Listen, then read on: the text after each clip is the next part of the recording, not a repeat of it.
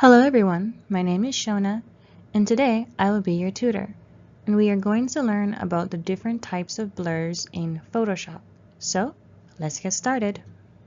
Alright, so let's go to Gaussian blur, motion blur, and the perspective blur. So, in Photoshop, you need to go to filter, and you see it says blur. Now, you have all these lovely little blurs here. Here, I cannot English today. Average blur, blur more, box blur, Gaussian blur, motion blur, radial blur, shape blur, smart blur, and surface blur. I believe, let me see.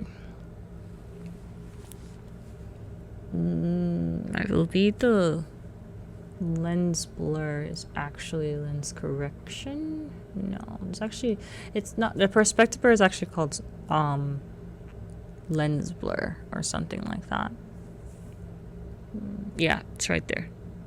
But it's, for some reason it's blurred out, and I think it's blurred out because it's a smart object. So let me rasterize it, and more than likely he'll come back. There we go. So that's lens blur. Let it load so you can see.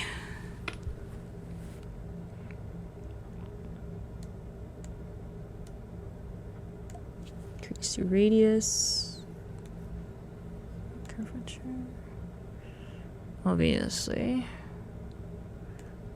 Right mouse. You can put noise in there, make it kind of look old. You can do Gaussian on here too. Not too much. The beautiful part about just doing things like that is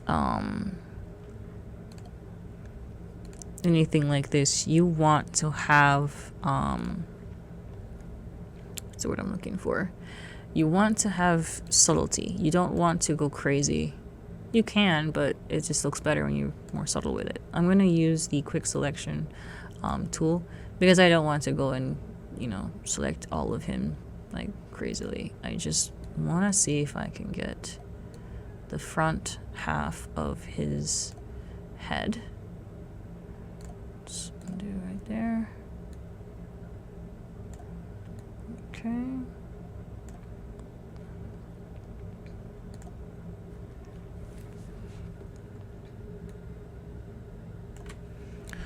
I'm going to add a feather, 2%.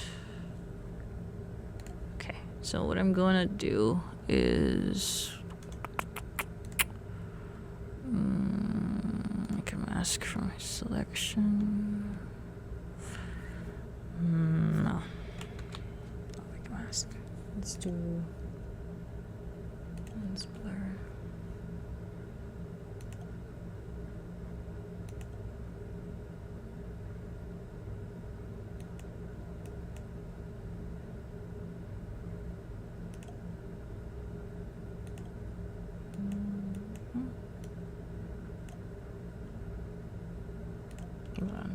So let's do. I know there's an easy way to, because I don't use this blur, but I know there's an easy way to do this. So hang on. Okay, so what I'm gonna do is what I did was I just selected his face right there. You can't tell, but I selected his face separately. I'm pretty sure there's a way around this, but this is how I'm gonna do this. And I'm gonna go to blur. Hang on. Okay, so like I said, I just made this into its own little thing. I'm gonna go to filter, and we're gonna go back to blur. I'm gonna go to lens blur. So now it should only have what I actually don't want to blur. So I'm on the wrong layer.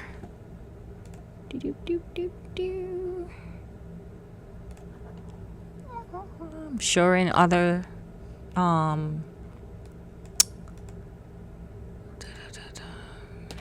transparency.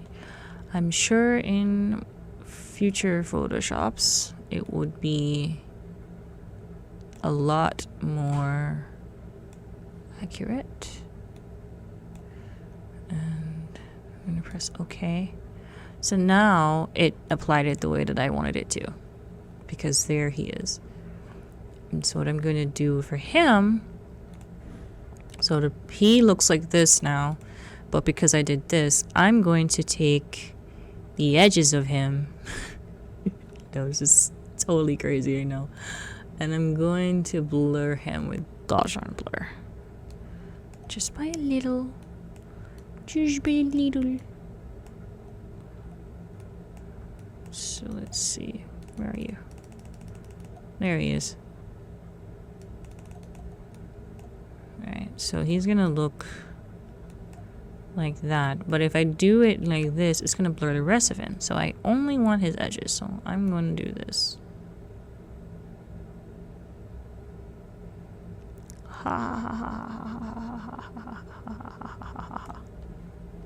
And I'm going to invert. Control Shift I. Feathered. Go back to blur. Gaussian blur. So now his blur shouldn't be touching his gorgeous face. And I'm just going to increase the blur just by a little bit.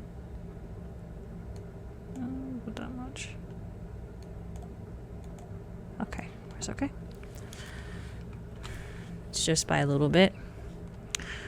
You can tell around the ears. And here it's a little bit more blurred. So if I bring that back now, it's kind of a little bit more seamless versus where it was before. It wasn't like you could see the line a little bit. Now I can see like a little bit of a gradual blur. Gradual blurring. So yeah, that is how you can manipulate blurs that way. At least that's what I would do. You don't have to do it like that, but that's just how I would go around it. You know, you find creative ways to get around an issue. Right, so let's me delete this. I was accidentally don't need this second layer. Get rid of that. Let's duplicate this guy again.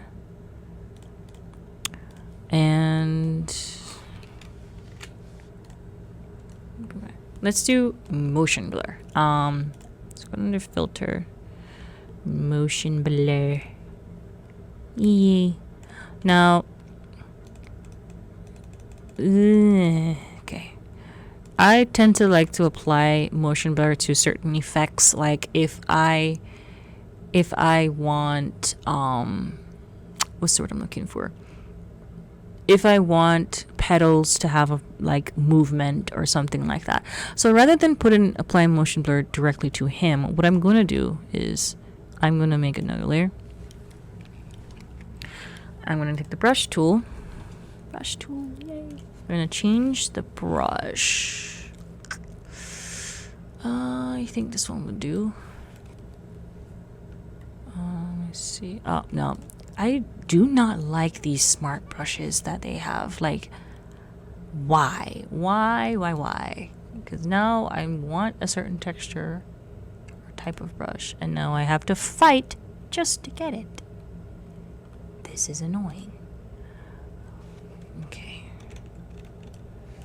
That's a little bit too big. So let's go modify the scattering. Down a bunch. That's good. A lot more, please. Okay, good. We're gonna make that. Okay. And I'm going to do shapes like this. We're gonna do a smaller one.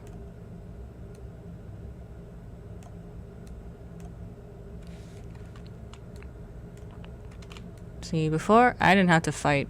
This is like definitely something with the newer Photoshops where they have like those smart brushes, and you have to apply it to like special brush, and I'm just like, no, just let me do my thing. Nobody asked for this.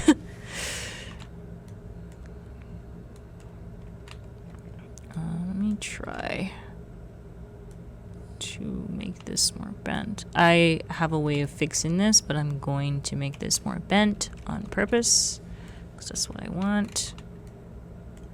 And I don't want to put too much. Just put some tiny ones.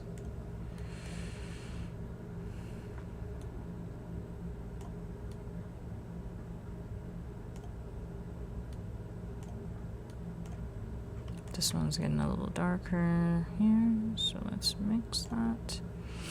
And then on this side,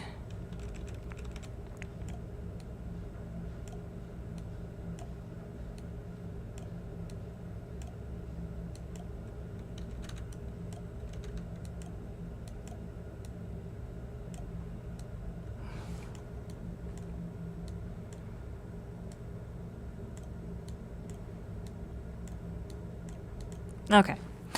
So with this, let's go do my motion blur now. So go to blur, and we're gonna go to motion blur. Okay.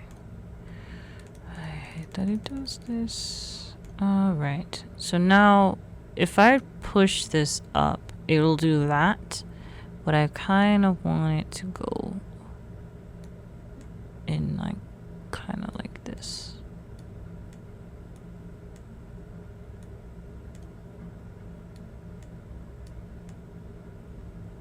That's motion blur. Okay. And I think I want to make it a little darker. So up here you have your alpha lock right there. And I'm going to go to the regular general brushes.